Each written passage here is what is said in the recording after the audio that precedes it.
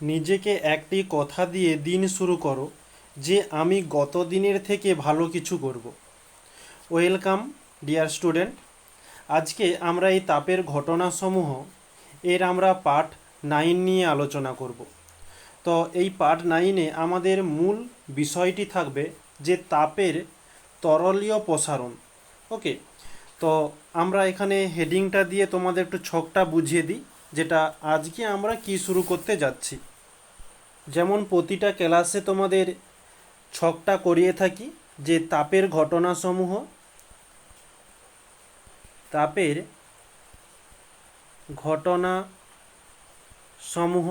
একে আমরা দুটো পার্টে ভাগ করেছি, যে তাপীয় প্রসারণ। আচ্ছা, এই তাপীয় প্রসারণকে এখানে রয়েছে তাপের পরিবহন, সেটা আর লিখলাম না, যেটা আমাদের প্রয়োজন শুধু সেটাই তোমাদের একটু বোঝানোর চেষ্টা করছি। আচ্ছা, তাপীয় প্রসারণকে আমরা তিনটি ভাগে ভাগ করেছিলাম, যে কঠিনের তাপীয় প্রসারণ, কঠিনের তাপীয়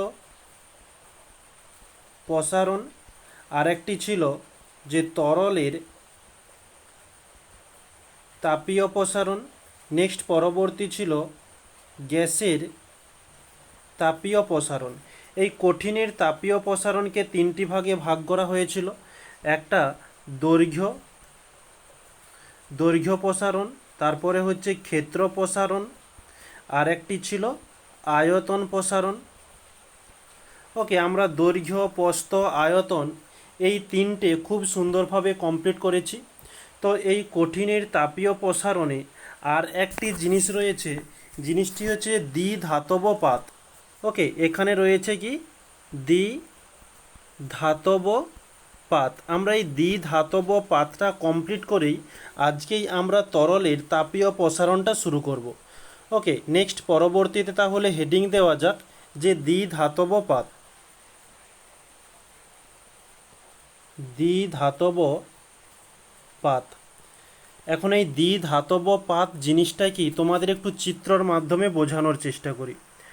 এখন ধরো, যাই হোক, আমি চিত্রকার নই, তবুও তোমাদের একটু বোঝানোর চেষ্টা করছি, যতটা সম্ভব চিত্র দিয়ে বোঝানোর চেষ্টা করব। আচ্ছা, এই একটি পাত হয়ে গেল। আচ্ছা, আর একটি পাত ধরলাম,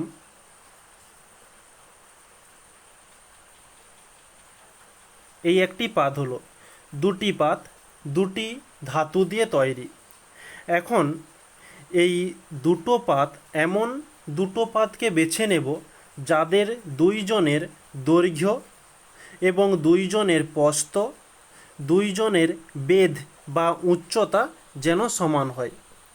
ওকে, এরকম পাত দুটোই যেন দুই দিক থেকে সমান হয়, এমন দুটি পাতকে যদি উত্তপ্ত করে এদেরকে আটকে দেওয়া হয়, এদের দুইজনকে যদি আটকে দেওয়া হয়, জোর করে আবদ্ধ করে আটকে দেওয়া হয়, তখন আমরা যে পাতটি পাব সেই পাতটিকে বলবো দ্বিধাতব পাত। এখন কীরকম আটকানো হবে তোমাদের একটা সহজ সরল উদাহরণের সাহায্যে বোঝানোর চেষ্টা করছি। তোমার বাড়িতে কাঠের টেবিল রয়েছে, কাঠের খাট হোক বা পালঙ্ক হোক রয়েছে, দেখবে দুটো কাঠকে কিছুটা ছিদ্র করে তার মধ্যে খিল দেওয়া হয়, খিল দিয়ে দুটো কাঠকে বা দুটো তক্তাকে আটকিয়ে দেওয়া হয়।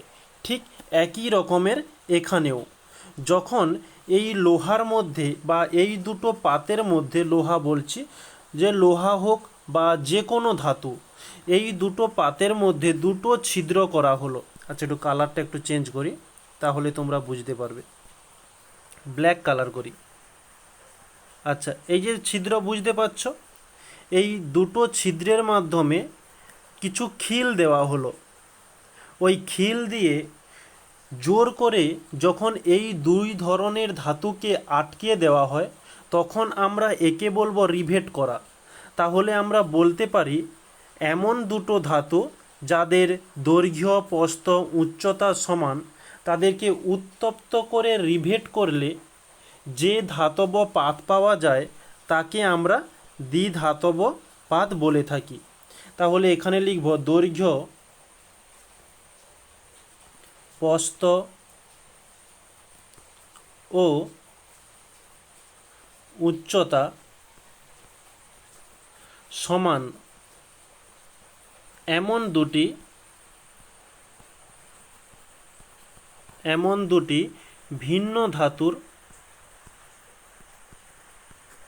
ভিন্ন ধাতুর পাতকে সাধারণ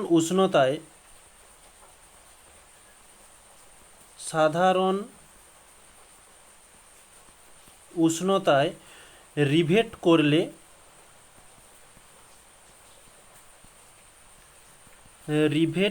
করলে সেই ধাতব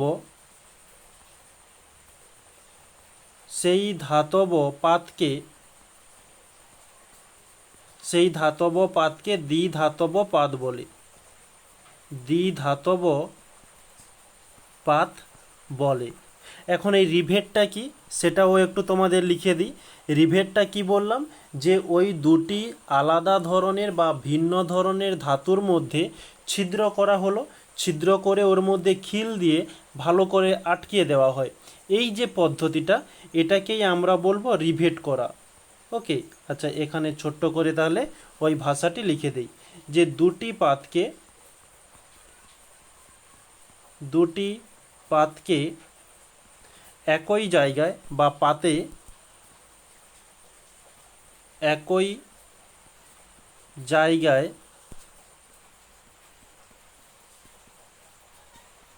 একই জায়গায় ছিদ্র করে তার মধ্যে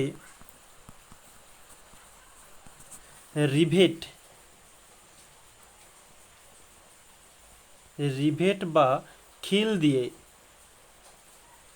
আচ্ছা রিভেট কথাটা বাদ দাও, খিল দিয়ে ভালোভাবে আটকে দেওয়াকে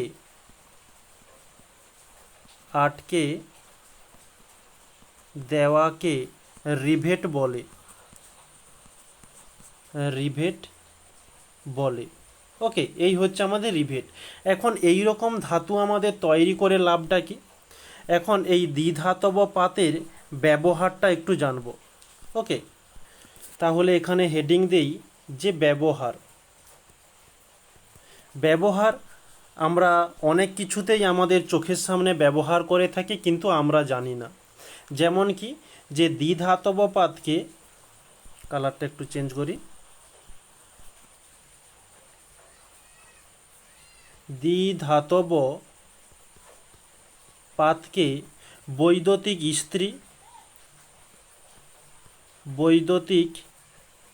ইস্ত্রি এবং রেফ্রিজারেটর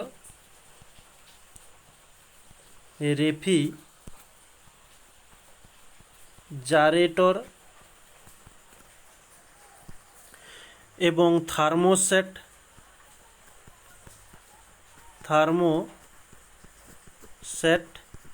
ফায়ার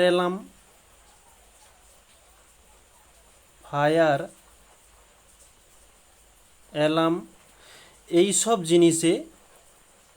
এইসব যন্ত্রে স্বয়ংক্রিয় সুইচ হিসাবে ব্যবহার করা হয়ে থাকে। স্বয়ংক্রিয় সুইচ হিসাবে ব্যবহার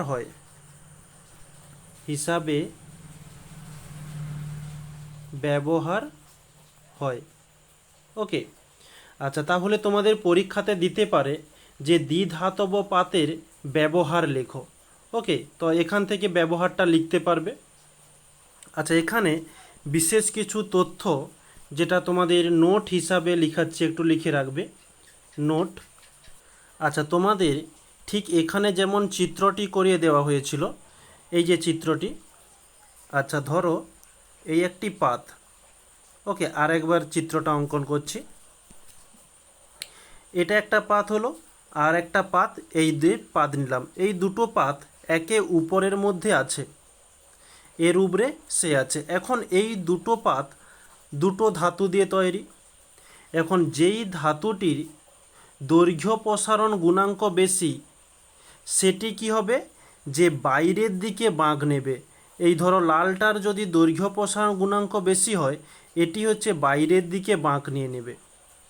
এবং যার দৈর্ঘ্য প্রসারণ গুণাঙ্ক কম সে হচ্ছে ভেতরের দিকে বাঁকটা থাকবে, মানে সে হচ্ছে একটু ভেতরের দিকে চেপে থাকবে। ওকে, তো এই কথাটি এখানে একটু লিখে নেওয়ার চেষ্টা করব যে দ্বিধাতব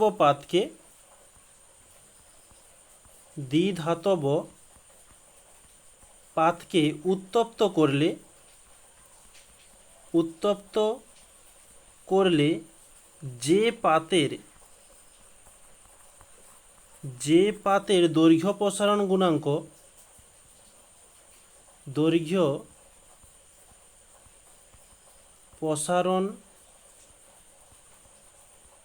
গুণাঙ্ক বেশি সেটি বাইরের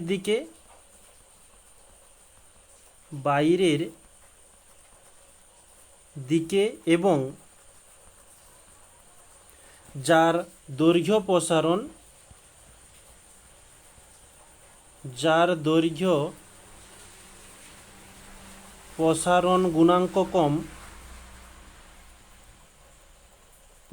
গুণাঙ্ক কম সেটি ভেতর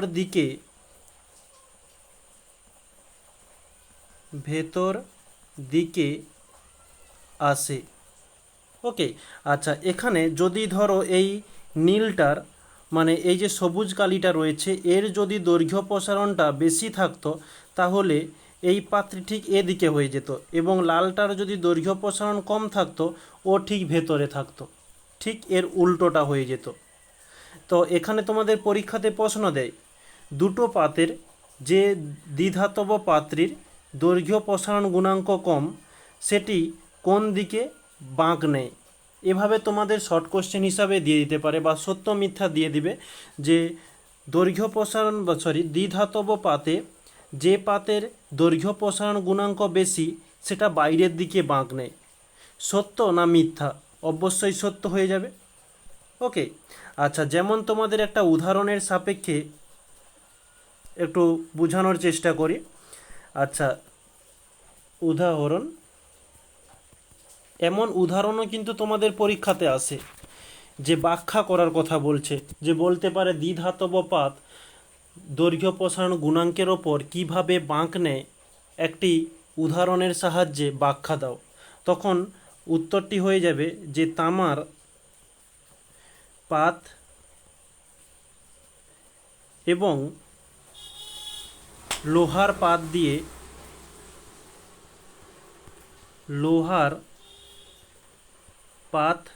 দিয়ে তৈরি দ্বিধাতব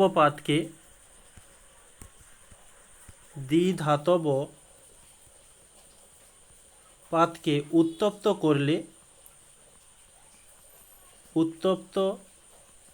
করলে বেঁকে যায়। ওকে, তো দুটো পাত আলাদা আলাদা পাত নেওয়া হয়েছে, একটা তামার পাত এবং একটা লোহার পাত। এবারে কে কোন দিকে বাঁকবে সেটা এবার বলছি, যে তামার দৈর্ঘ্য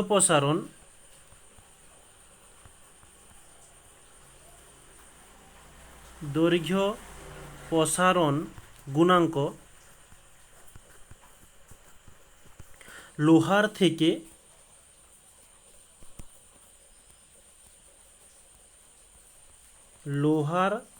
থেকে বেশি।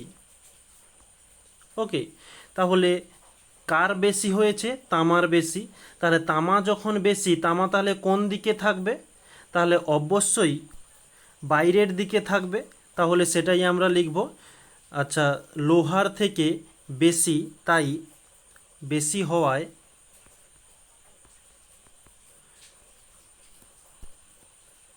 বাঁকের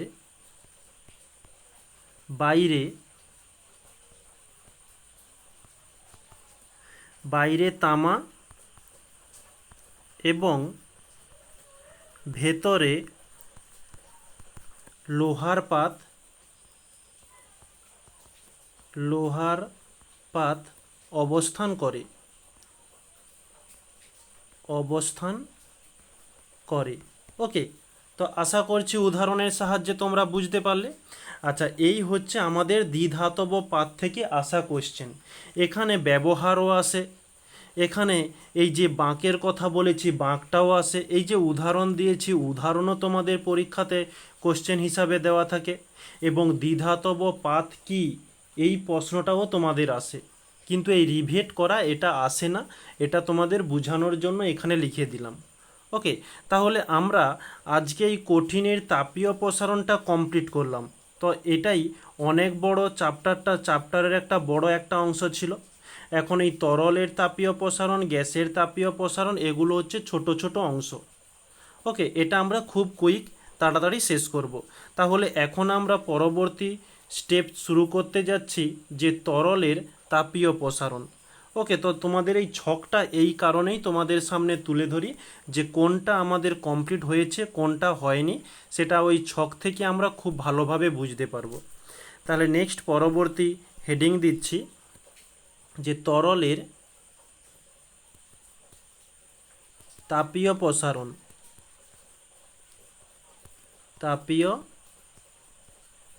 প্রসারণ একে আমরা ইংলিশে বলে থাকি যে থার্মাল এক্সপেনশন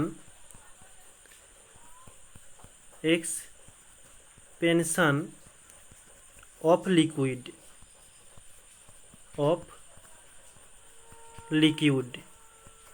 ওকে, আচ্ছা, এখন তাহলে আমরা এই তরলের তাপীয় প্রসারণ এই যে শব্দটা রয়েছে, এই শব্দটার মধ্যেই আমরা একটা সংজ্ঞার একটা গন্ধ পাচ্ছি। কীরকম গন্ধ? যে তাপ কাকে দেওয়া হচ্ছে? তরলকে দেওয়া হচ্ছে। তাহলে তাপ যদি তরলকে দেওয়া হয় তার ফলে কি হয়? প্রসারণ হয়ে যায়। ওকে, যেমন একটা সহজ সরল উদাহরণের সাহায্যে বোঝানোর চেষ্টা করি। যখন শীতকালে অত্যাধিক ঠান্ডাতে স্নান করবার সময় জলটাকে গরম করি, বা যে কোনো সময় যখন জলটাকে গরম করব, তার মধ্যে একটা বাষ্প উড়ে, মানে ওই তরলটাকে উত্তপ্ত করার পরে ওই তরলটা প্রসারিত হয়ে গ্যাসে পরিণত হয়ে গেছে। এটা একটা উদাহরণ হলো। আচ্ছা, আরও একটা উদাহরণ হয়ে থাকে আমাদের জ্বর হলে যে থার্মোমিটারটি ব্যবহার করি, সেই থার্মোমিটার, তার মধ্যে কি রয়েছে? তরল একটা পারদ রয়েছে। সেটা আমাদের শরীরের তাপমাত্রা পেয়ে সেই পারদটা ধীরে ধীরে প্রসারিত হয়ে যায়। প্রসারিত হয়ে দেখি পারদটা যখন মানে স্থির উষ্ণতাতে থাকে, তখন ঠিক ওর টেম্পারেচার 97-এর কাছাকাছি থাকে। যখন ওটা আমাদের শরীরের তাপমাত্রা পেয়ে যায় তখন 100-102 ধীরে ধীরে বেড়ে যায়। তাহলে ওটাও একটা আমাদের এই তরলের তাপীয় প্রসারণের একটা উদাহরণ। আচ্ছা, তার আগে আমরা সংজ্ঞাটা একটু লিখে নিই, যে উষ্ণতা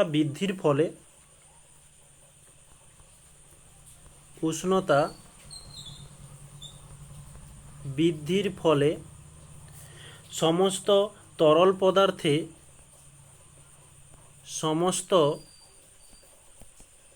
তরল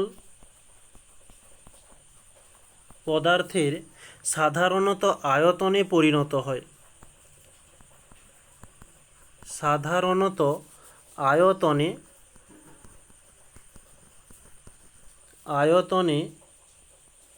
প্রসারিত হয়। এই প্রসারণকে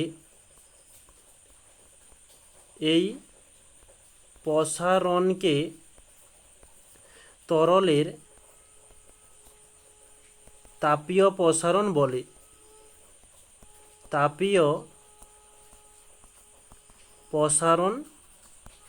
বলে।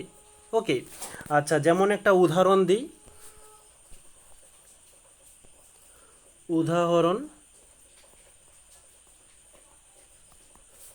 উদাহরণ কি? 1 নম্বরে ডাক্তারি থার্মোমিটার। যে ডাক্তারি থার্মোমিটারে ব্যবহৃত ব্যবহৃত পারদ শরীরের তাপমাত্রায়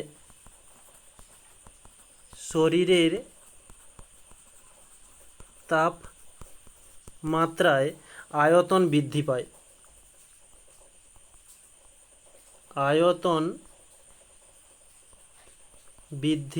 পায়। ওকে, এটা একটা উদাহরণ হয়ে গেল। আর একটা হচ্ছে যে জলের ব্যতিক্রান্ত প্রসারণ। ব্যতিক্রান্ত প্রসারণটা কি একটু বলছি, যেটা তোমরা ক্লাস 9-এও পড়ে এসছো। ব্যতিক্রান্ত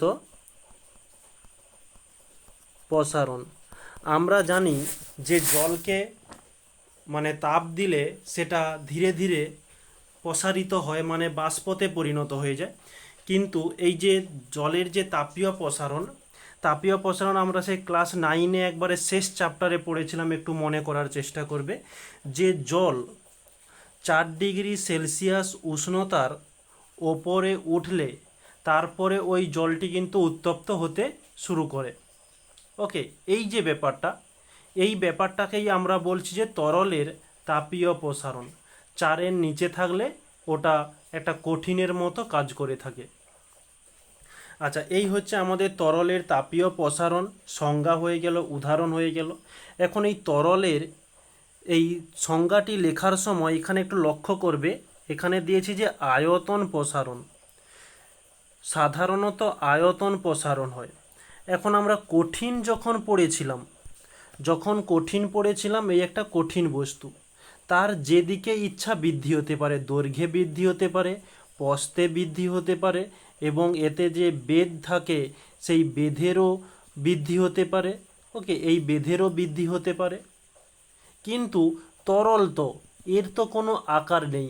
আমরা যদি গ্লাসের মধ্যে রাখি তাহলে গ্লাসের মতো, যদি গোল কোনো পাত্রের মধ্যে রাখি গোলাকারের মতো, কোনো যদি আয়তাকার পাত্রে রাখি আয়তাকারের পাত্রের মতো। যেমন পাত্রে আমরা রাখবো তেমন আকার ধারণ করে।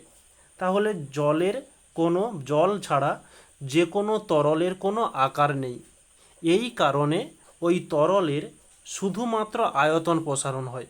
যদি তরলের আকার থাকতো ঠিক এই কঠিনের মতো, তাহলে ঠিক একই রকমের আমরা যেমন কঠিন পড়তাম যে তরলের দৈর্ঘ্য তাপীয় প্রসারণ। আমরা যেমন কঠিনের দৈর্ঘ্য প্রসারণ পড়েছিলাম, তেমন পড়ব তরলের দৈর্ঘ্য প্রসারণ। যেমন পড়েছিলাম কঠিনের ক্ষেত্র প্রসারণ, তেমন পড়ব তরলের ক্ষেত্র প্রসারণ। ওকে, এরকম কিন্তু কোনো হয় না, কেবলমাত্র আয়তন থাকার কারণেই এর আয়তন প্রসারণ হয়ে থাকে। এখন আমরা যেই কথাগুলো বললাম এটা একটু ভাষার মাধ্যমে এখানে একটু লিখে নেওয়ার চেষ্টা করি। যে আমরা জানি তরলকে উত্তপ্ত করতে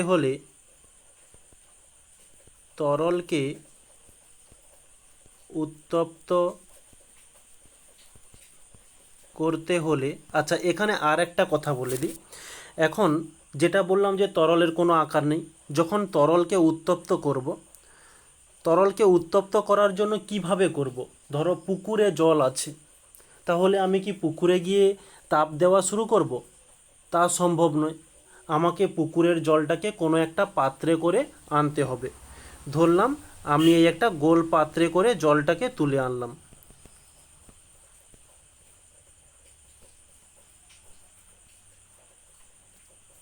ওকে, যাই হোক, মোটামুটি এটা একটা পাত্র হিসাবে ধরে নাও।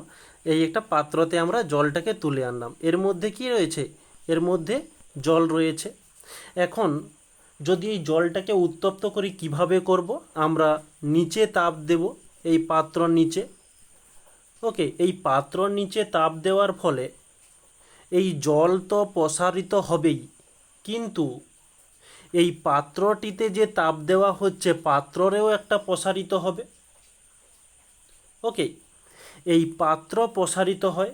তো আমরা একে তাহলে এই তরলের তাপীয় প্রসারণকে দুভাগে ভাগ করতে পারি। সেটা আমরা নেক্সট একটু পরে বলছি। আচ্ছা, তার আগে এটা একটু লিখে নিই, যেটা লিখতে শুরু করেছিলাম। যে আমরা জানি তরলকে উত্তপ্ত করতে হলে কোনো পাত্রে রেখে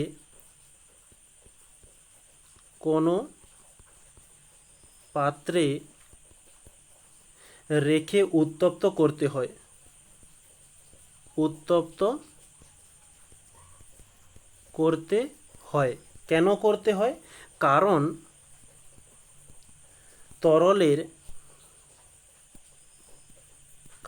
তরলের আকার নেই। শুধুমাত্র আয়তন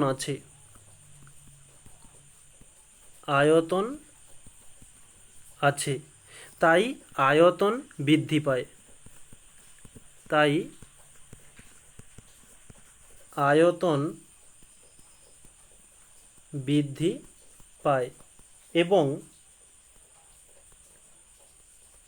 এবং পাত্র উত্তপ্ত হওয়ার ফলে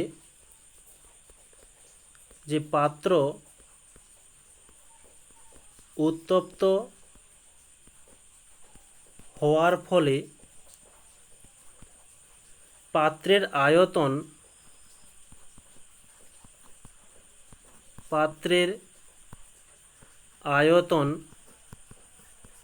সামান্য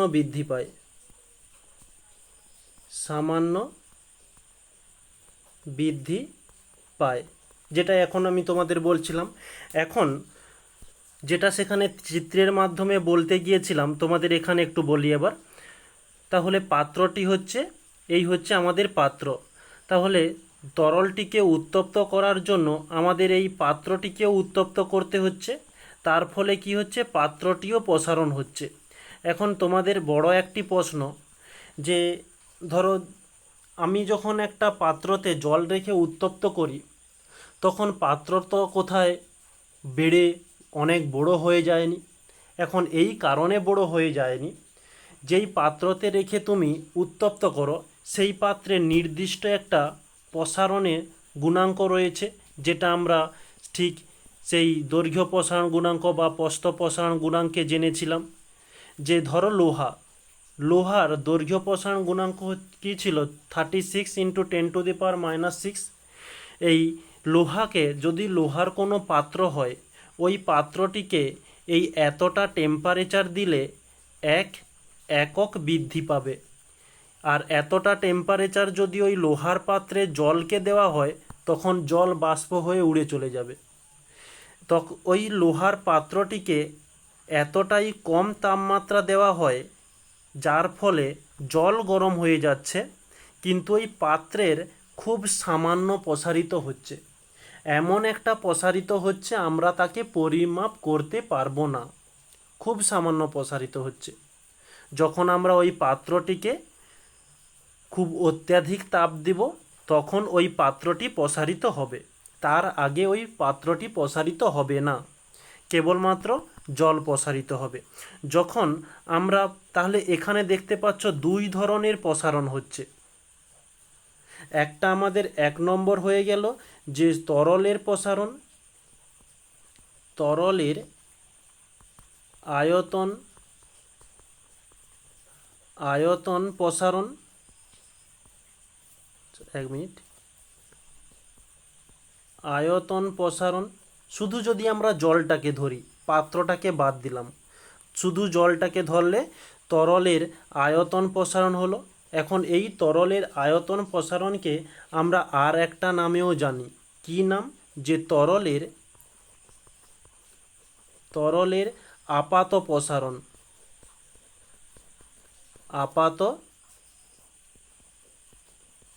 প্রসারণ। ওকে। এই তরলের আয়তন প্রসারণ এবং তরলের আপাত প্রসারণ, এই দুটো কিন্তু এক জিনিস। একই জিনিসকে আমরা দুটো নামে জানি। ওকে, আচ্ছা, এটা একটু ক্লিয়ার করে দিই। আর একটি আছে কি, 2 নম্বর, এই তরলের প্রসারণ তার সঙ্গে এই পাত্রের প্রসারণ দুটোকে যদি যোগ করা হয়, তাহলে আমরা আর একটা প্রসারণ পাচ্ছি। তাহলে জিনিসটা কি দাঁড়াচ্ছে আমাদের? যে তরলের আয়তন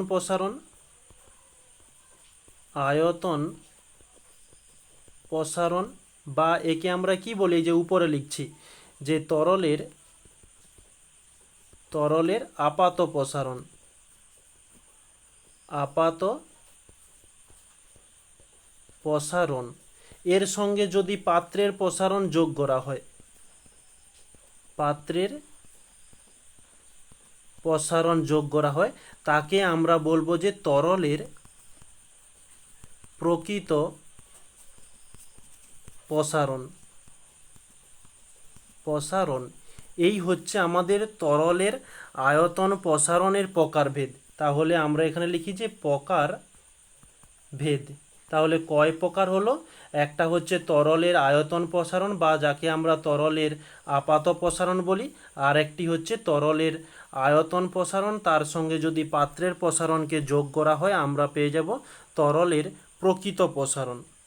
ওকে, এই দুটোর মধ্যে তোমাদের একটা প্রশ্ন খুব দিয়ে থাকে, যেটা আমি এখন পরে আলোচনা করব। এই দুটোর মধ্যে তরলের নিজস্ব ধর্ম কোনটা? এই 1 নম্বর না 2 নম্বর? অবশ্যই 1 নম্বর হবে, কারণ 1 নম্বরেই শুধু তরলের কথাই বলা হয়েছে, আর দ্বিতীয় নম্বরের একটা খাদ মেশানো রয়েছে এই পাত্রের প্রসারণ। পাত্র তো তরল নয়, তাহলে তরলের আসল প্রসারণটা কোনটা হচ্ছে? যে তরলের আয়তন প্রসারণ বা হচ্ছে তরলের আপাত প্রসারণ। আশা করছি বুঝতে পারছো। এখন আমরা নেক্সট পরবর্তী টপিক যাব। তাহলে এটা হচ্ছে আমাদের তরলের প্রসারণকে 2 ভাগে ভাগ করা হয়, একটা হচ্ছে তরলের আয়তন প্রসারণ আর একটা হচ্ছে প্রকৃত প্রসারণ। এখন এই আয়তন প্রসারণটা কি, যেটা আমরা ওখানে জানলাম সেটা একটু সংজ্ঞা আকারে লিখে নেব। আচ্ছা, তাহলে এখানে হেডিং দেই এ। আচ্ছা, এটা হচ্ছে এ দাও, এটা হচ্ছে স্মল বি দিয়ে দাও। আচ্ছা, এখানে তাহলে লিখি তরলের আপাত প্রসারণ। তরলের আপাত প্রসারণ। ওকে, আচ্ছা, এখানে তাহলে সংজ্ঞাটা কি হবে? যে কোনো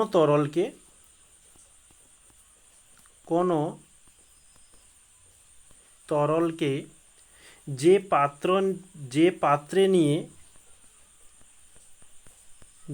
পাত্রে নিয়ে উত্তপ্ত করা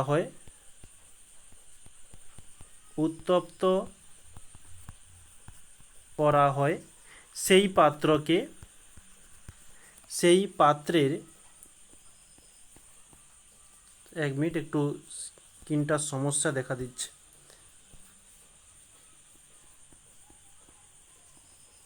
সেই পাত্রের প্রসারণকে অগ্রাহ্য করে,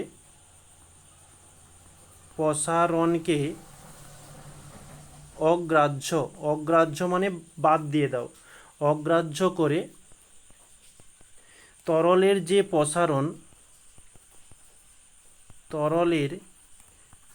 প্রসারণ পাওয়া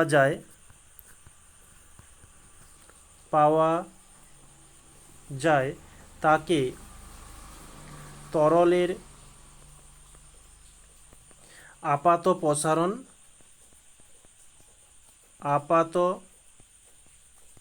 প্রসারণ বা একে আমরা কি বলে থাকি? যে আয়তন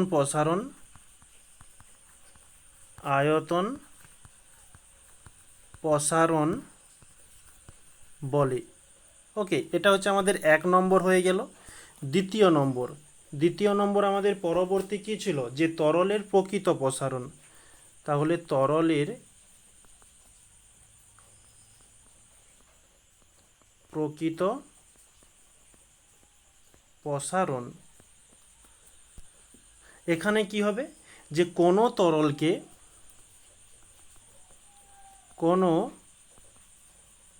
তরলকে যে পাত্রে নিয়ে উত্তপ্ত করা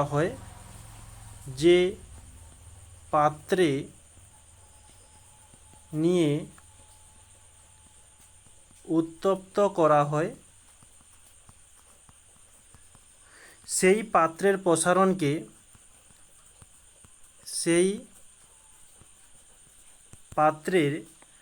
প্রসারণকে আপাত প্রসারণের সাথে যুক্ত করে আপাত প্রসারণের সাথে যুক্ত করে যে তরলের প্রসারণ পাওয়া যায় বা যে প্রসারণ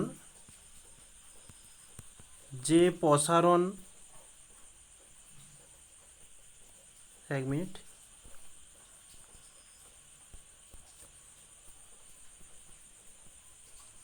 প্রসারণ পাওয়া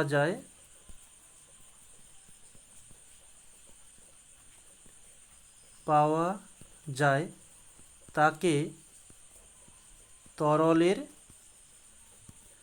প্রকৃত প্রসারণ বলে। প্রকৃত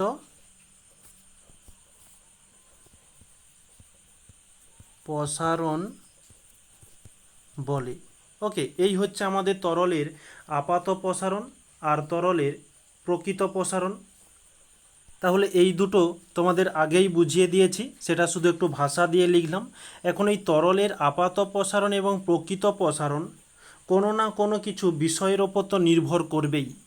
তাহলে আমরা এখানে পরবর্তী হেডিং দেই যে তরলের, আচ্ছা না, আজকে তোমাদের এই আপাত বা এই যে নির্ভরশীলতা এটা আজকে করাবো না, এটা আমরা নেক্সট আগামীকাল ক্লাসে আলোচনা করব। তো তার আগে আমরা এই যে তরলের আপাত প্রসারণ পড়েছি, তরলের আপাত প্রসারণ একটা রয়েছে, তরলের আপাত প্রসারণ গুণাঙ্ক একটি রয়েছে এবং তরলের প্রকৃত প্রসারণ গুণাঙ্ক একটা রয়েছে। এই গুণাঙ্কের ব্যাপারটা আগে আমরা জেনে নিই। ওকে, ওই নির্ভরশীলতাটা আমরা পরবর্তীতে আলোচনা করব, তার সঙ্গে সমীকরণ, একক, মাত্রা এগুলো রয়েছে, একসাথে আলোচনা করলে আমাদের সুবিধা হবে, তোমারও বুঝতে সুবিধা হবে এবং আমারও বুঝাতে সুবিধা হবে। তাহলে আমি এখানে হেডিং দিই তরলের আপাত প্রসারণ গুণাঙ্ক। আপাত প্রসারণ গুণাঙ্ক। তোমাদের কিছু কিছু জিনিস আছে যেটা তোমরা পড়ে খুব সহজে বুঝতে পারবে। ওকে, তাকে যতই আমি বোঝানোর চেষ্টা করি তোমাদের কাছে সেই জিনিসটা জটিলতা মনে হবে, কিন্তু তোমাদের দুটো লাইনের মাধ্যমে লিখে দিলে তোমরা খুব সহজে বুঝতে পারবে। কিছু কিছু জিনিস আছে, তা বলে সব জিনিস নয়। ঠিক তার মধ্যে এই গুণাঙ্ক ব্যাপারটা একটি, এটাকে যদি আমি বুঝাতে যাই তোমাদের কাছে অনেকটা জটিলতা সৃষ্টি করে, কিন্তু যদি লিখে দেওয়া হয় তোমরা খুব সহজে বুঝে নেবে। ওকে, তারপরেও আমি বুঝাবো। আচ্ছা, এখানে তাহলে তরলের আপাত প্রসারণ গুণাঙ্ক এটি কি, যে কোনো তরল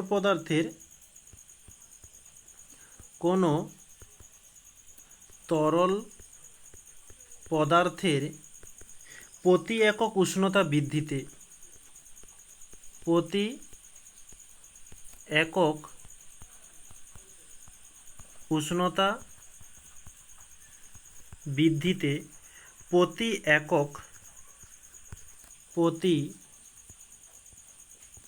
একক আয়তনের যে আপাত প্রসারণ ঘটে, যে আপাত প্রসারণ ঘটে তাকে ওই তরলের আপাত প্রসারণ গুণাঙ্ক বলে। আপাত প্রসারণ গুণাঙ্ক বলে। এখন এর অর্থটা কি? ধরো এই একটি পাত্র। ওকে, আচ্ছা, এটা একটা পাত্র হলো না। আচ্ছা, এই হচ্ছে তোমাদের একটা ছোট একটা পাত্র, ধরো এর মধ্যে তরল রয়েছে। ওকে, আচ্ছা, এটা একটু পাত্র বলে মনে হচ্ছে। আচ্ছা, ওকে, ঠিক আছে, যেটা তোমাদের বুঝতে সুবিধা হয়। এই পাত্রটিকে যদি উত্তপ্ত করা হয়, ধরলাম এই পাত্রটি ছিল 1 ডিগ্রি সেলসিয়াস। ওকে, এর আয়তন ছিল 1 সেন্টিমিটার কিউব।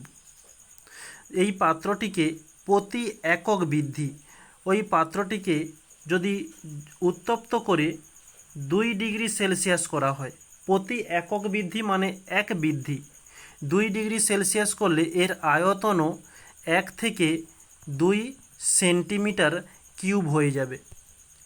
ওকে, ঠিক এই জিনিসটাই এই প্রসারণ গুণাঙ্কতে বলা হয়েছে। আমরা সেই যে জলের 1 মিনিট, এই যে তরলের আপাত প্রসারণ পড়েছিলাম, ঠিক জিনিসটা একই রকমের, শুধু এখানে এই প্রতি একক শব্দটিকে যোগ করা হয়েছে। ওকে, আশা করছি এই চিত্রের মাধ্যমে তোমরা বুঝতে পারছো। এই 1 ডিগ্রি সেলসিয়াস থেকে 2 ডিগ্রি সেলসিয়াস বৃদ্ধি করলে 1 সেন্টিমিটার থেকে 2 সেন্টিমিটার কিউব হয়ে যাবে, এটাই আমাদের এই ভাষার মধ্যে দেওয়া হয়েছে। এটা হচ্ছে তরলের আপাত প্রসারণ গুণাঙ্ক হয়ে গেল। তো নেক্সট, তরলের প্রকৃত প্রসারণ গুণাঙ্ক। তরলের প্রকৃত প্রসারণ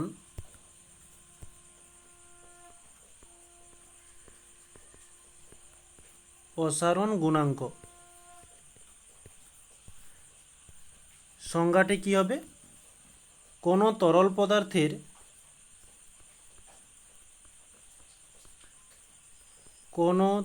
পদার্থের প্রতি একক উষ্ণতা বৃদ্ধিতে প্রতি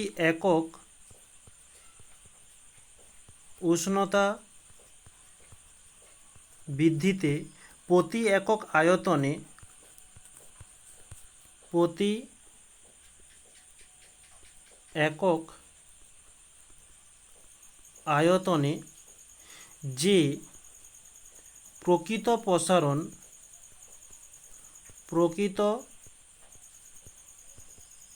প্রসারণ হয় তাকে ওই তরলের প্রকৃত প্রসারণ গুণাঙ্ক বলে। প্রকৃত প্রসারণ গুণাঙ্ক বলে। ওকে, ঠিক তরলের আপাত প্রসারণ গুণাঙ্ক যেমন সংজ্ঞা, প্রকৃত প্রসারণ একই সংজ্ঞা, শুধু এখানে আপাত প্রসারণ রয়েছে, এখানে প্রকৃত প্রসারণ, আর সব সেম। এখন এই আপাত প্রসারণ গুণাঙ্ককে এবং প্রকৃত প্রসারণ গুণাঙ্ককে একটা চিহ্ন দ্বারা প্রকাশ করা হয়। ওর এদিকের চিহ্ন, এটার হচ্ছে এদিকের চিহ্ন। চিহ্নটা কি? চিহ্নটা হচ্ছে যে আপাত প্রসারণ গুণাঙ্ককে এই গামা এ দ্বারা চিহ্নিত করা হয়ে থাকে। ওকে, আর এদিকে হচ্ছে গামা আর দ্বারা চিহ্নিত করা হয়। এর অর্থটা কি? এর অর্থ হচ্ছে আমরা সেই আগে থেকেই জেনে এসেছি, আয়তনকে, দৈর্ঘ্যকে আলফা দ্বারা চিহ্নিত করা হয়, ক্ষেত্রকে বিটা দ্বারা চিহ্নিত করা হয় এবং আয়তনকে গামা দ্বারা চিহ্নিত করা হয়। যেহেতু তরলের শুধুমাত্র আয়তন রয়েছে, তাই এখানে আমরা শুধু গামাটি লিখেছি। ওকে, আর এটি হচ্ছে আপাত প্রসারণ। আপাতকে অ্যাপারেন্ট বলা হয়ে থাকে, সেই অ্যাপারেন্টের এ দেওয়া হয়েছে, এবং এই প্রকৃতকে আমরা রিয়েল বলে থাকি, তাই রিয়েলের আর দেওয়া হয়েছে। ওকে, আশা করছি এবার বোঝা গিয়েছে, কোনো সমস্যা নেই। আচ্ছা, এই দুটো চিহ্ন দ্বারা প্রকাশ করা হয়ে থাকে। আচ্ছা, কিছুক্ষণ আগে তোমাদের এখানে বোঝানো হয়েছিল যে তরলের প্রকৃত প্রসারণ কোনটা, বা নিজস্ব প্রকৃত প্রসারণ বলছি, নিজস্ব ধর্ম কোনটা। নিজস্ব ধর্ম হচ্ছে তরলের আয়তন প্রসারণ বা হচ্ছে তরলের আপাত প্রসারণ। এটা তোমাদের পরীক্ষাতে খুব দিয়ে থাকে, এটাও বলেছিলাম। এখন ঠিক এখানেও এই যে তরলের আপাত প্রসারণ গুণাঙ্ক এবং প্রকৃত প্রসারণ গুণাঙ্ক, এর মধ্যে নিজস্ব ধর্ম কোনটা, তাহলে এখানে আমরা নেক্সট পরবর্তীতে হেডিং করি যে তরলের নিজস্ব ধর্ম। তরলের নিজস্ব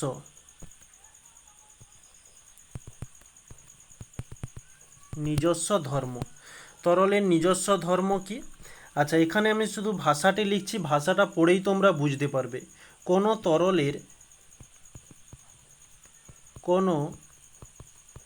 তরলের বা এটা তো তোমাদের আগেই বুঝিয়েই দিয়েছি, কোনো তরলের আপাত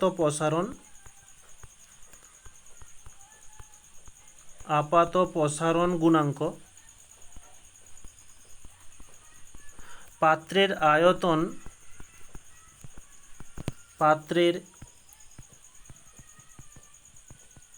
আয়তন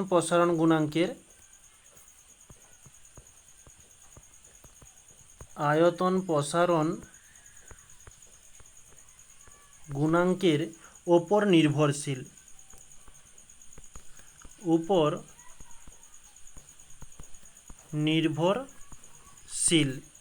আচ্ছা সরি, এটাকে তোমাদের পরে একটু বোঝানোর চেষ্টা করব, কারণ যেটা আমি স্কিপ করে গেছি।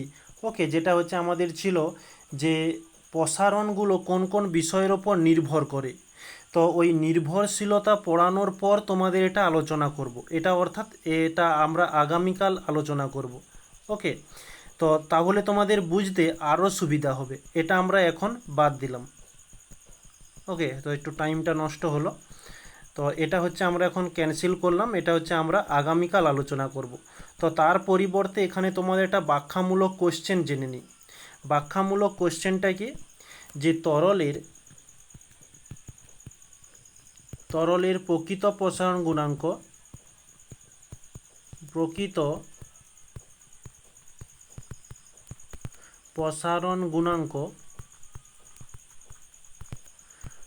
18.18 ইন্টু 10⁻⁻5 ডিগ্রি সেলসিয়াস ইনভার্স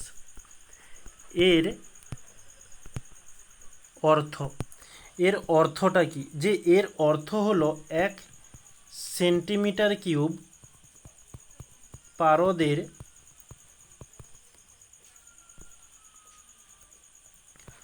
উষ্ণতা 1 ডিগ্রি সেলসিয়াস বৃদ্ধি করলে পারদের প্রকৃত আয়তন